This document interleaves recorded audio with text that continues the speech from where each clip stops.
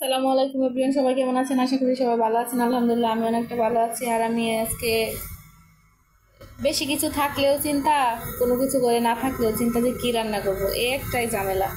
আমি ভাত বসিয়ে দিয়েছি আর এদিকে কী রান্না করবো ওইটাই ভেবে পাচ্ছি না। এদিকে ওর আব্বু যখন বাজার করে তখন একসাথে এতগুলো বাজার করে, আর যখন সময় পাই না তখন বাজার করতে পারি না। আমার ফ্রিজটা একদম ফাঁকাফাঁকি, এখন ফ্রিজটা আমার টুকটুকা ভরা।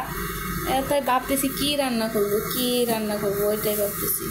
এদিকে 1 কেজি ঢেঁড়স এনেছে, তার মধ্যে এনেছে চিচিঙ্গা, তারপর আছে কচু, তারপর আছে টমেটো, আরও আছে বেগুন, এত কিছু। আর এই চাপাগুলো আমার মা নিয়ে এসেছিল, এগুলোকে আমরা চাপা বলি। পুঁটি পুঁটি শুকিয়ে তারপরে করা হয় আর কি। আর এটা দিয়ে ভর্তা, মানে কষানি তরকারি তো আছে, সব কিছুই অনেক মজা লাগে। আর এদিকে অল্প একটু কাঁচামরিচ আছে, দেখছি কাঁচামরিচটা পেকে যাচ্ছে।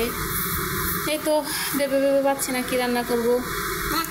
আর এখানে একটু আচার আছে, আমার মেয়ে আচার খাই, ভীষণ আচার পাগল, বাবার মতো। এত ছোটো একটা মেয়ে আমার, তাও সে আচার খেতে ভীষণ পছন্দ করে।